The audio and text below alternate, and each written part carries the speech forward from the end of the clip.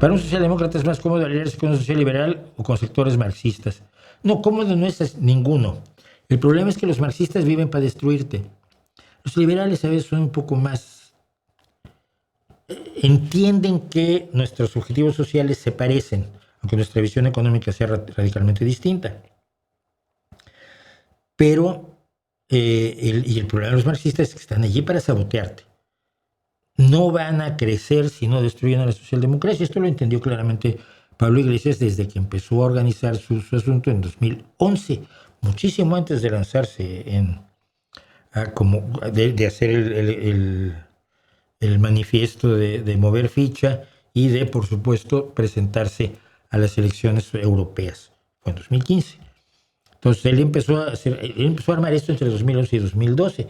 Tengo grabaciones de él en 2012 visitando centros sociales ocupas y contándoles cómo iban ellos a apoderarse del país. Entonces, para un socialdemócrata es incomodísimo cualquiera de los dos casos. Pero yo hasta ahora, vistos los años, si Rivera no hubiera sido perfectamente imbécil, yo en el PSOE voté en favor de la alianza electoral con Ciudadanos, sabiendo que no son precisamente de los nuestros. Pero con el tiempo me doy cuenta de que cuando nos aliamos a Podemos estuvo...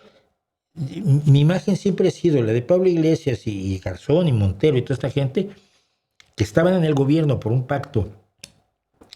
Eran como tener un marinero loco en el barco, en un barquito del siglo XVI, de vela. Entonces tienes que cuidar mucho, porque en el momento en que te descuidas, el marinero loco agarra un hacha, se va hasta abajo y empieza a darle para hundir el barco. Empieza a darle hachazos al casco. Entonces tienes que ir a agarrar y a tratarlo y decirle, no, es que nos mates a todos. Ya, pero yo quiero que son del barco. Y esa es la imagen que yo siempre tuve de Podemos en el gobierno. Entonces, si al final hubiera sido más tranquilo tener a los liberales, sin duda alguna. Pero incómodos todos.